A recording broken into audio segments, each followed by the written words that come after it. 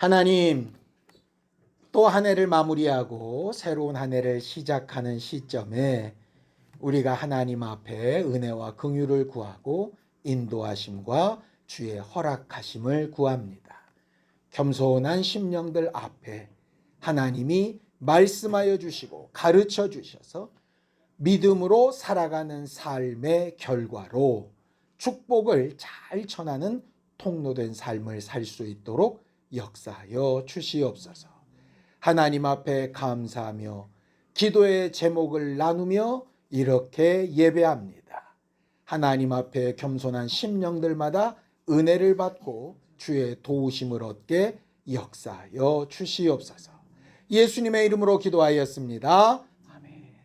하나님의 말씀은 시편 90편 10절에서 17절까지 말씀을 함께 합독하겠습니다. 시편 90편 10절에서 17절까지 말씀입니다. 함께 읽습니다. 시작. 우리의 연수가 70이요 강건하면 80이라도 그 연수의 자랑은 수고와 슬픔뿐이요 신속히 가니 우리가 날아가나이다. 누가 주의 노여움의 능력을 알며 누가 주의 진노의 두려움을 알리까. 우리에게 우리 날 계수함을 가르치사 지혜로운 마음을 얻게 하소서. 여호와여 돌아오소서. 언제까지니까 주의 종들을 불쌍히 여기소서. 아침에 주의 인자하심이 우리를 만족하게 하사 우리를 일생 동안 즐겁고 기쁘게 하소서. 우리를 괴롭게 하신 날수대로와 우리가 화를 당한 연수대로 우리를 기쁘게 하소서. 주께서 행하신 이 일을 주의 종들에게 나타내시며 주의 영광을 그들의 자손에게 나타내소서. 주 우리 하나님의 은총을 우리에게 내리게 하사 우리의 손이 행한 일을 우리에게 견고하게 하소서. 우리의 손이 행한 일을 견고하게 하소서.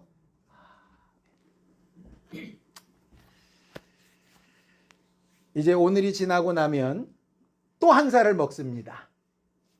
한 살 먹는 게 좋으십니까? 별로십니까? 나는 한 살 먹는 게 좋다. 이은희 전도사님은 한 살 먹는 게 좋으시대요. 대단하십니다. 한 살 먹는 게 별로다. 이은희 전도사님이 좋다라고 해버렸으니까 그래도 드시네요.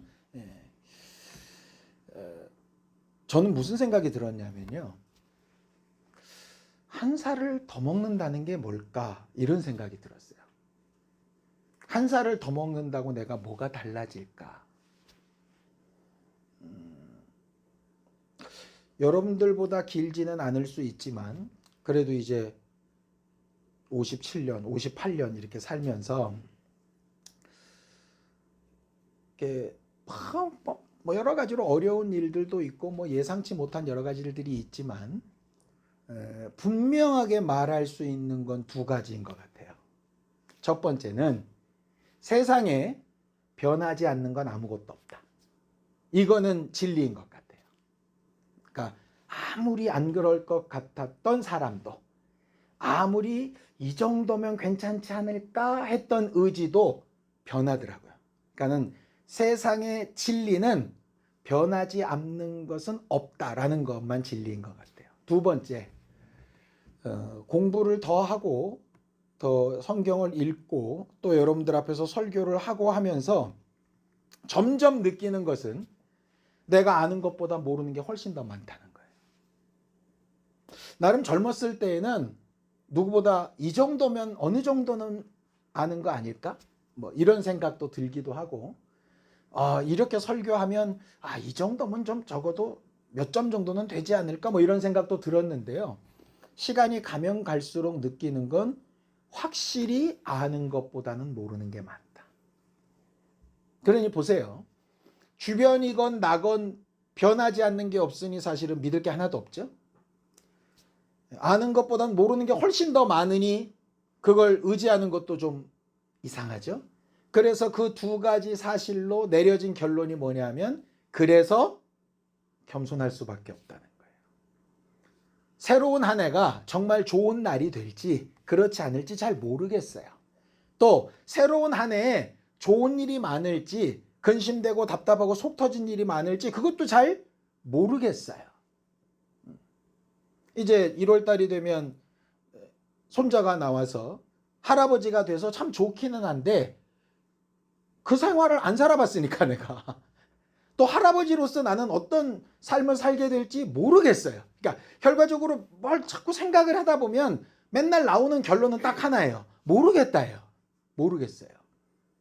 그러니까 옛날에는 진짜 무식하면 용감하다고 목사님 이러면 어떻게 해요? 그건 이렇게 하세요. 목사님 이건 뭐예요? 이건 이거예요. 이렇게 얘기했는데 야 진짜 무식이 하늘을 찔렀던 때인 것 같아요. 몰라요.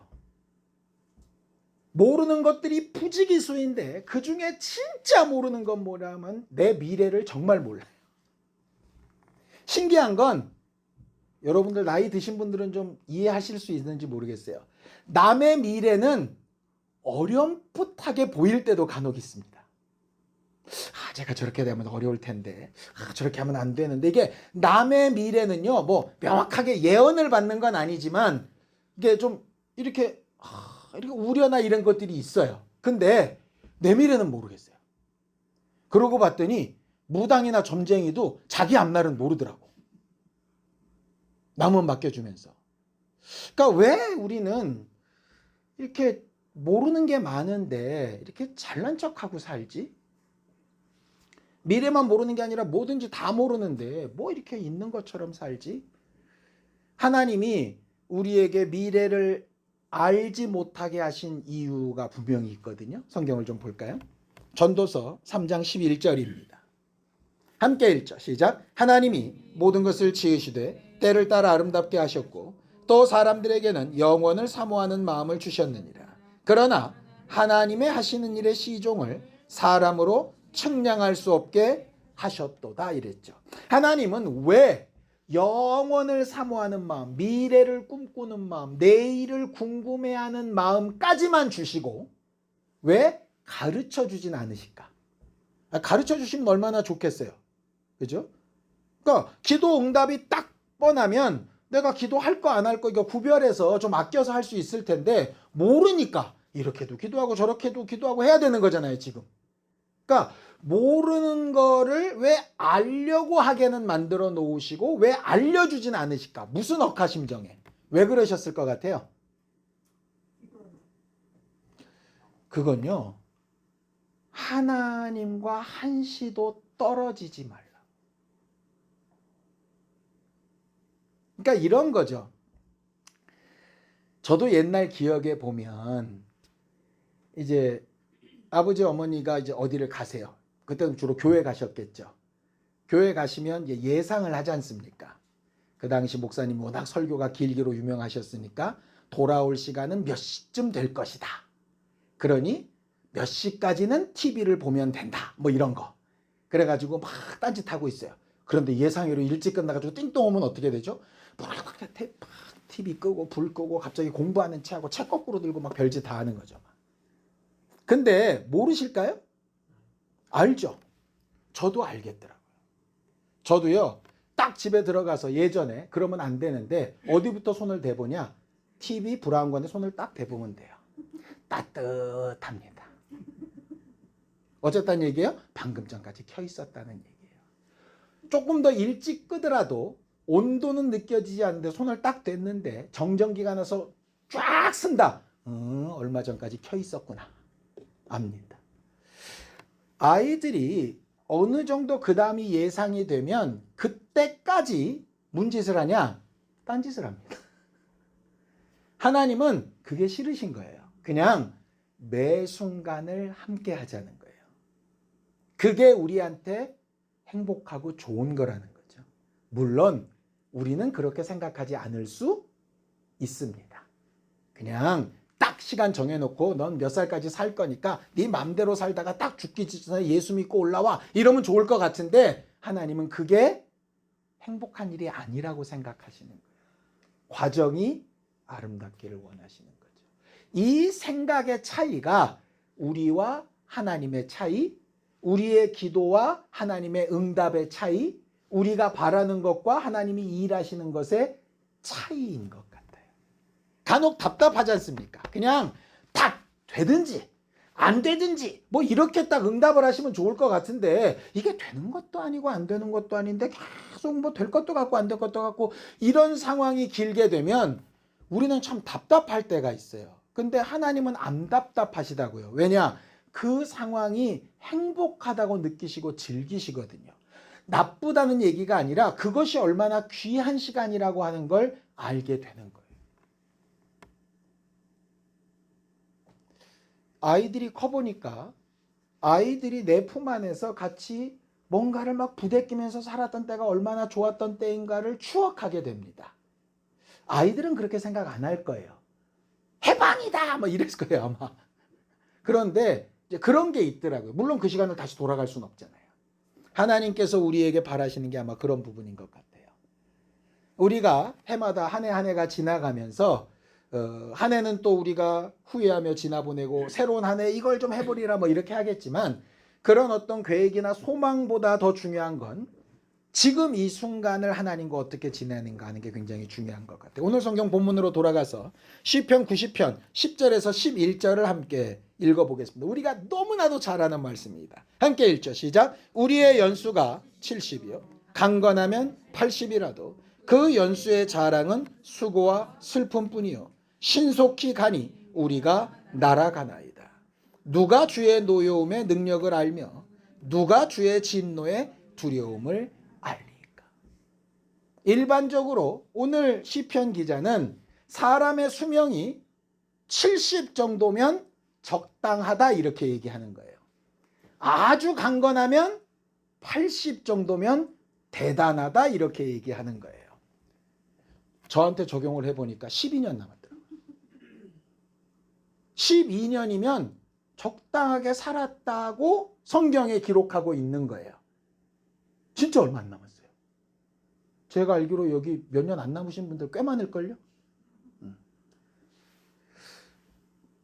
근데 너무 그렇게 부정적으로 보지 마세요. 이 시편을 누가 썼느냐를 보면 왜 이런 말을 했는지가 나와요. 이 시편은요, 시편 150편 가운데 제일 많이 쓴 사람이 다윗, 그 다음에 솔로몬, 뭐 그 다음에 아삽이나 이런 찬양하는 사람인데 딱 한 편 쓴 사람이 누구냐면 모세입니다. 모세는 몇 살 살았습니까? 120살 살았습니다. 좀 이상하죠? 아니, 지는 120을 살아놓고서 뭐라고 쓰는 거예요?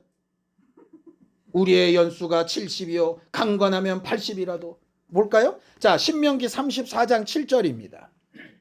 함께 읽죠. 시작. 모세가 죽을 때 나이 120세였으나 그의 눈이 흐리지 아니하였고 기력이 쇠하지 아니하였더라. 아니, 지는 120까지 살아놓고서 다른 사람한테는 70 살면 괜찮게 산 거야, 아주 건강하게 살면 80이야, 이렇게 얘기하는 게 어디 있어요? 자기가 120 살았으면 그냥 인생의 연수가 110이고 강건하면 120이라도 뭐 이렇게 써야지.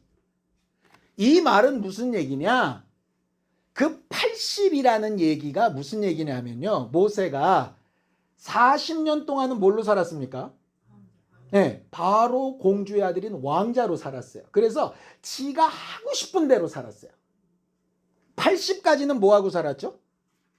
미디안 광야에 가가지고요, 장인 양을 쳤어요. 자기 양이 아니라, 자기 재산이 없어요. 처가 살이하는데 장인 양을 쳐요. 이게 자기 마누라한테도 큰 소리 못 쳐가지고요, 이렇게 그러고 살았어요. 왜냐? 자기 아들을 낳아가지고 부인은 미디안 사람, 자기는 유대인이니까 할례를 해야 되는데 할례를 못했어요. 아들을 낳아놓고도. 왜? 난지 8일 만에 할례해야 된다 그러니까 미디안 사람 입장에서는, 여러분들도 생각해 보세요. 지금 애를 낳는데 갑자기 거기서 애한테 갑자기 칼 대자고 막 그러면 믿음 없는 사람 입장에서 뭐라 그러겠어요? 미쳤냐 그러겠죠. 그래서 아이가 장성할 때까지 애 할례를 못했어요. 그만큼 부인한테 말빨이 안 섰던 사람이에요. 그러니까 40년은 자기 하고 싶은 대로 살고 80년은 정말로 그냥 죽지 못해 살았던 게 80이었어요. 그러니까 그때까지는 자기 인생으로 살았어요. 그리고 나머지 40년, 81세부터 120까지는 어떻게 살았냐? 하나님이 주신 선물로 살았어요. 그러니까 여기서 말하는 건 뭐냐면요. 네 맘대로 사는 인생은 80까지 가면 아주 강건하게 잘 산 거다 이 얘기예요. 그러니까 80까지 살았으면 족한 줄 알고 죽어라 이 얘기가 아니라 네가 70, 80 될 때까지 살았으면 네 맘대로 사는 걸로 이제 가름하고 그 뒤부터는 좀 부르심 받은 대로만 살아 이 얘기예요. 80 넘어서도 여전히 지 맘대로 살려 그러면 그건 차라리 죽느니만 못한 삶이야 이 얘기예요. 왜냐? 죄를 더 쌓잖아요. 그러니까 80까지 갈 것도 없어요. 여러분 애들이 사춘기 때까지 막 놀고 그 다음에 좀 머리 굵어지면 그 다음부터는 정신 차려야 되잖아요. 철 들었다든 것처럼. 그러니까 우리는 철 좀 늦게 들면 어때까지 드느냐? 70부터 듭시다. 70까지는 좀 맘대로 살다가 적어도 70 넘어가면 그때부터는 모세처럼 좀 부르심 받은 대로 좀 살자고요.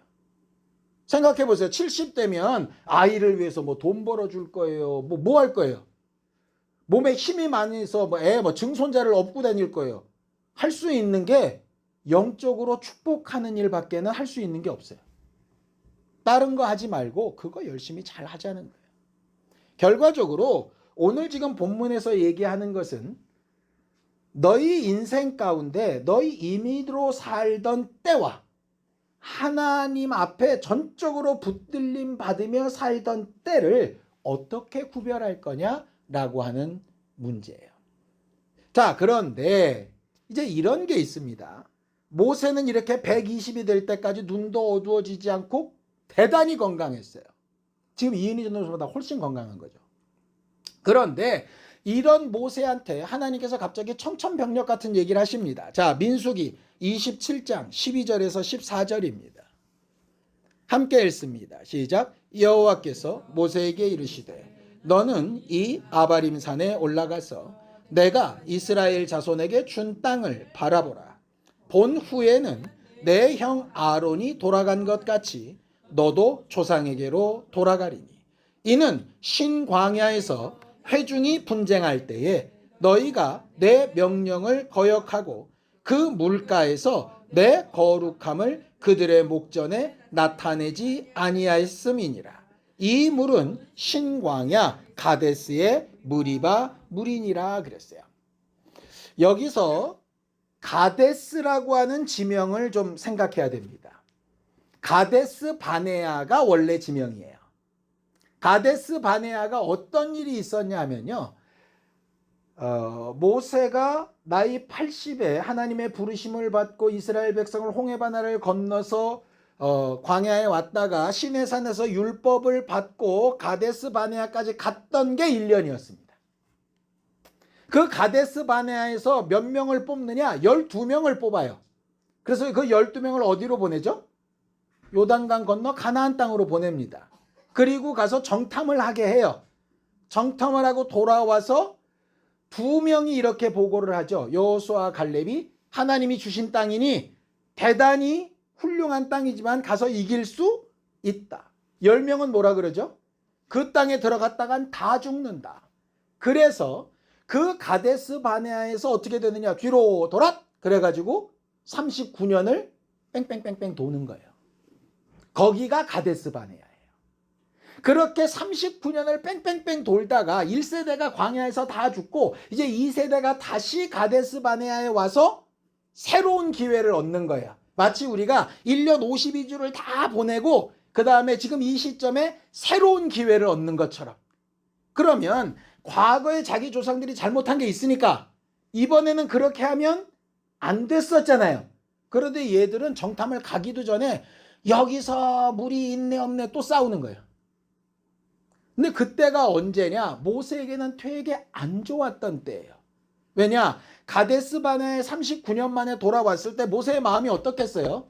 39년 전에 여기서 선택만 제대로 했으면 이 어려운 39년이 없었을 텐데 여기 오니까 참 정말 선택 잘해야 되는데 이런 고민을 하고 있는데 백성들은 전혀 그런 생각이 아닌 거죠. 예를 들면 엄마 아빠는 우리 집안 어떡하냐, 아빠 직장 잘리게 생겼고 이제 어떡하지, 애들 학비는 어떡하냐, 막 이렇게 고민하고 있는데 옆에서 애들은 뷔페 가자 뭐 이런 거랑 똑같은 거예요. 아이고 저 소가지 없는 것들 저거 어떡하지, 이런 마음이 당연히 들겠죠. 답답하지 않겠습니까? 더군다나 바로 이 사건 직전에 누가 죽었냐면 미리암이 죽었어요. 미리암이 누구냐? 엄마 같은 사람입니다. 자기가 바로의 공주에게 잡혀갔을 때 자기를 살리고 자기 엄마를 유모로 드리게 하는데 지대한 영향을 미쳤던 게 미리암이에요. 홍해바다를 건넜을 때 찬양하면서 막 백성들을 북돋았던 게 미리암이에요. 물론 너무 그렇게 잘난 맛에 나중에 모세도 좀 무시하고 하긴 했지만 어쨌든 모세에게는 참 많은 영향력을 미치고 위로해 줬던 엄마 같은 누나가 미리암이에요. 그 미리암이 떠났어요. 마음이 허전한데 백성들은 속도 없이 헛짓거리예요. 여기서 또 잘못 선택했다간 이것도 광야길 또 돌아가면 어떡하지? 이런 두려움이 있어요. 그런데 그 앞에서 막 불평불만하고 말도 안 되는 소리 짓거리니까 어떻겠습니까? 화가 날 것 같아요? 안 날 것 같아요? 당연히 나죠.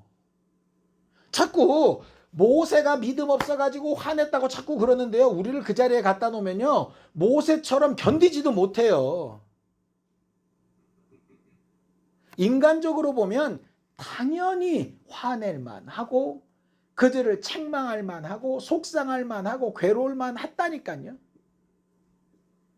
그런데 하나님 보시기에는 좋지 않았던 거죠. 왜냐? 하나님이 그를 40년 동안 기회를 더 주신 데는 이유가 있었어요. 그렇게 말도 안 되는 백성들이니까 잘 인도하고 내 마음을 전해달라고 살려놓으신 거잖아요. 근데 그 놓으신 거랑 상관없이 자기 승질 내고 내가 물내랴 뭐 이러고 이러면서 막 승질 내가지고 그 일이 확 어그러졌단 말이에요.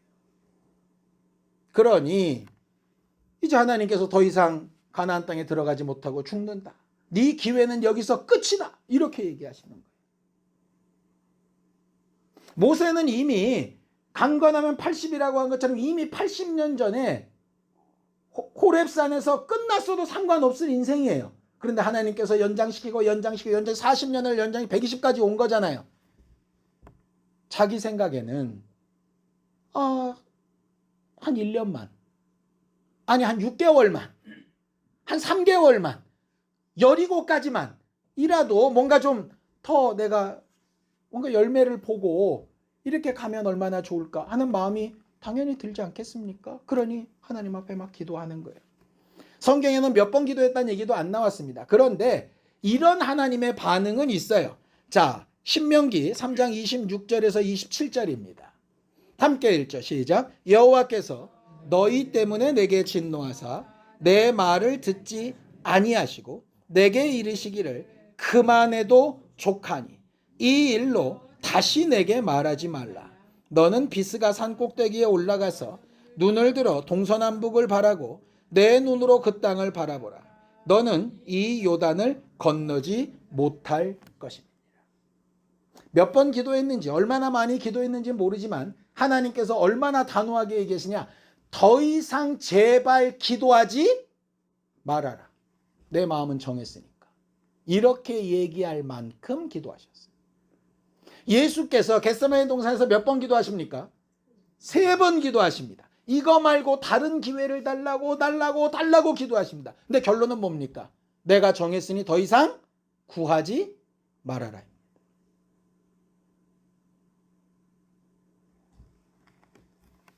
상황을 이해 못해서가 아니고 그러면 안 돼도 아니고 그럴 수 있고 여러 가지 상황이 있지만 내가 너에게 준 기회는 여기까지야 라는 거예요.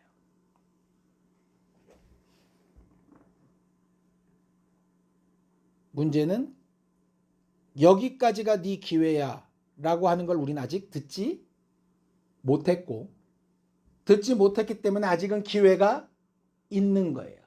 그러나 그 기회가 언제 끝날지는 우리는 알 수 없는 거예요. 이걸 분명히 하자고요. 이걸.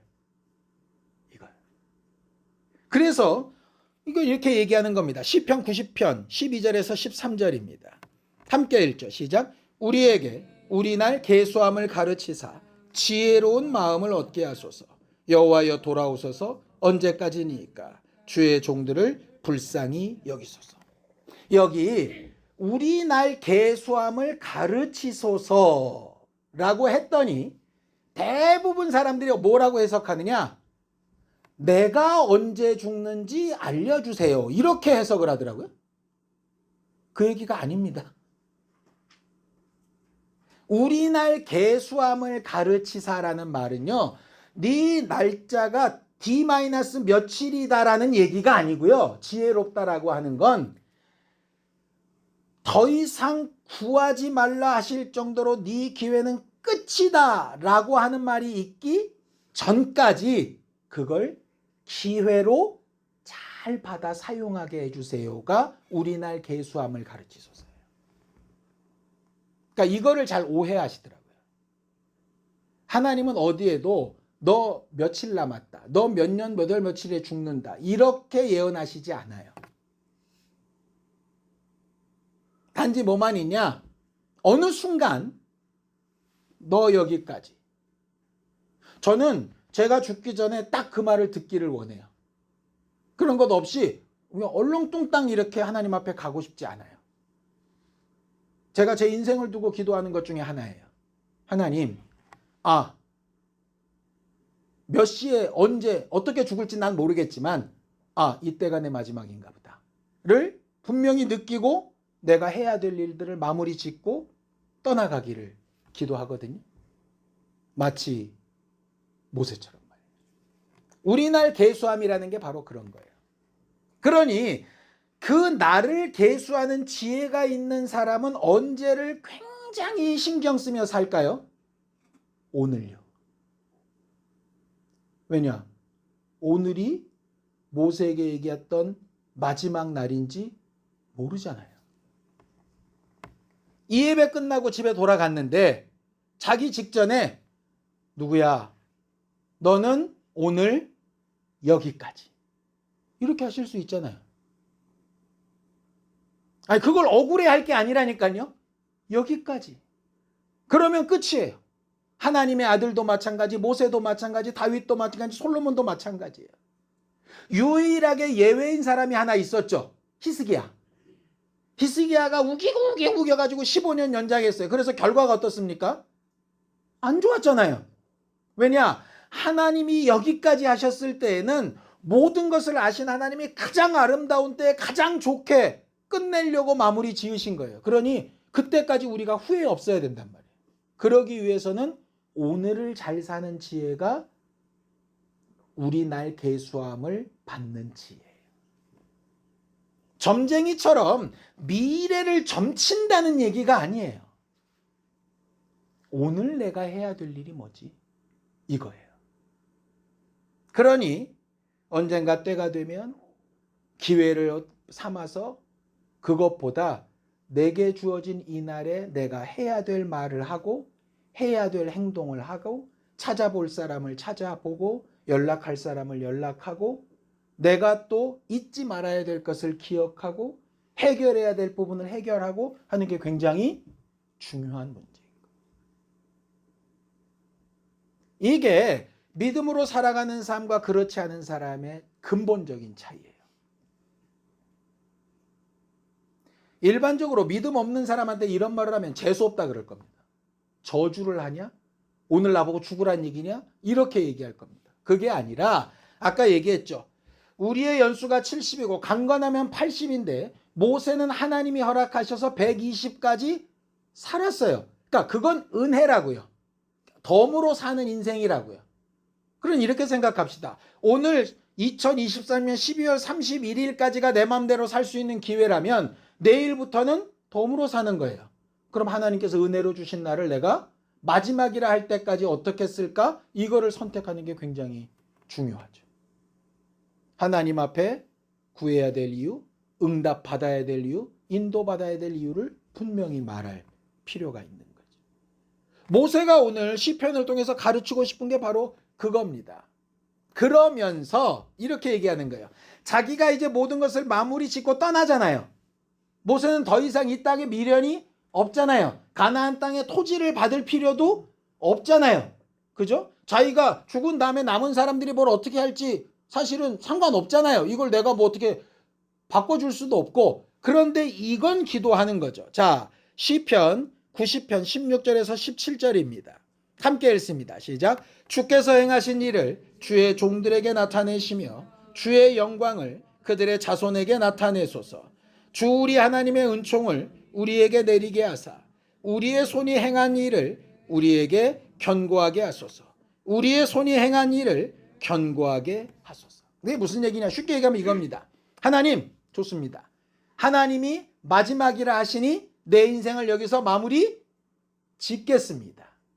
근데 내 마지막 기도 제목이 뭐냐? 내가 지금까지 살아온 인생을 나와 내 자손들이 분명히 기억하게 해주세요. 이거예요. 내가 했던 실수도 기억하게 하시고 내가 잘했던 일도 기억하게 하시고 내가 하나님의 뜻대로 살았던 것도 기억하게 하시고 가데스반에서 내가 막 승질 부려가지고 내가 못 들어간 이 부분도 기억하고 그래서 사실은 지금까지 우리에게 온 거예요. 뭐냐? 내가 믿음으로 살아갔던 모든 말과 행실과 선택과 결과가 내 자손들에게 유익한 결과 복이 전달되는 통로가 될 수 있기를 바랬던 게 마지막 기도였어요. 건강을 위한 기도 필요 없는 날이 옵니다. 물질을 위한 기도 필요 없는 날이 옵니다. 교회를 부흥시켜 주세요. 뭐 이런 거 필요 없는 날이 옵니다. 왜? 되게 마지막 날인데 뭐 그런 걸 기도하겠어요. 근데 마지막 떠나기 직전에 해야 되는 기도가 뭐겠어요? 하나님, 내가 믿음으로 한 일을 누구에게 전하게 해주세요? 내 자손에게.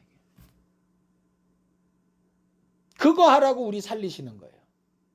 내년에 내 수명을 연장시키셔서 또 기회를 주시면 이유는 딱 한 가지입니다. 잘 먹고 잘 사는 것도 두 번째, 응답받고 뭐라고 얘기하는 것도 두 번째입니다. 첫 번째는 뭐냐? 내 믿음을 내 자손한테 유산하고 남기게 하려고.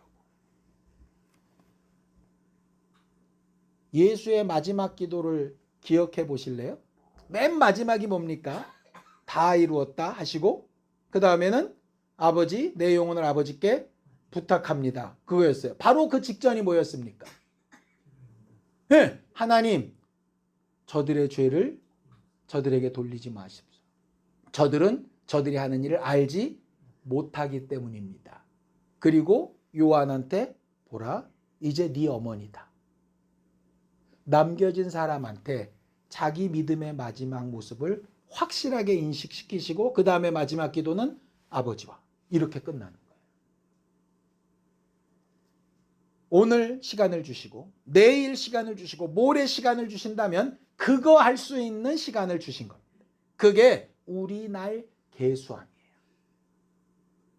모세의 말대로 제 연수가 70이라면 12년 동안 제가 할 수 있는 일은 뭐냐면 내 자손들에게 그거 하는 일입니다. 여러분들에게 얼마나 남았는지 그건 아무도 몰라요. 그런데 그날이 모세에게 말한 마지막 날처럼 오늘이 마지막이다 한다면 그 마지막 순간에 과연 뭘 기도하고 떠날 거냐? 결국 내 자손들에게 내 믿음이 유산되고 본이 되도록 내 실수를 되풀이하지 않도록. 근데 그게 기도로 끝나면 될까요? 기회를 주었을 때 우리 입술로 삶으로 권면함으로 남아야 되지 않겠습니까? 또 그렇게 권면을 잘 하기 위해서 관계를 잘 맺는 것도 필요하겠죠? 필요하다는 것도 사주고 시간도 내고 마음엔 들지 않지만 걔가 좋다 그러니까 맞춰도 주고 왜? 가장 중요한 그걸 해야 되니까. 세월을 잘 아끼는 계수함은 거기에 있습니다. 남은 날이 별로 모자란다고 짜증내지 마시고 죽음이 가깝다고 속상해하지도 마시고 우리의 소망이 거기에 있으니 언제든지 부르시면 가겠지만 그 이전까지 내가 해야 될 일을 잘 감당하는 지혜로운 우리 모두가 되기를 예수님의 이름으로 축원합니다. 함께 기도하시겠습니다. 하나님 아버지, 하나님께서 우리에게 복음을 더하셔서 주 예수께서 우리를 위하여 하신 일과 또 하나님 앞에 우리가 은혜 받은 것과 하나님의 뜻대로 순종하며 살아가야 하는 모든 일에 응답을 얻고 힘을 얻고 잘 살리는 거룩한 심령들이 되게 도우시고 인도하여 주옵소서. 하나님께서 우리에게 주신 날들이 얼마인지 우리는 알지 못하지만 그 날이 이르기까지 제가 해야 될 일들은 무엇인가 잘 분별하고 가르쳐 행할 줄 아는 믿음의 사람이 되게 도와주시옵소서. 하나님, 우리 성도들을 기억하셔서 저들이 믿음으로 여기까지 이르게 하시고 또 하나님의 뜻을 의지하며 행하게 하여 주셨음에 감사를 드립니다. 하나님께서 이루실 것과 이루신 일들이 우리 안에 충분히 고백되어지게 하여 주셔서 하나님이 우리에게 가르치신 바대로 우리의 날 계수함을 잘 깨닫고 우리 자손들에게 또 우리에게 책임 맡겨주신 사람들에게 해야 될 말과 행실을 잘 전하는 축복의 통로가 되게 도와주시옵소서. 예수님의 이름으로 기도하였습니다. 이제는 우리 주 예수 그리스도의 은혜와 하나님 아버지의 극진하신 사랑과 성령님의 감동하시고 함께 하시는 분명한 증거가 하나님 앞에 진정한 지혜를 찾아 세월을 아껴 하나님이 베푸신 일들을 잘 전하는 축복의 통로가 되기 원하는 우리 모두 위에 이제로부터 영원까지 함께 있을지어다. 아멘.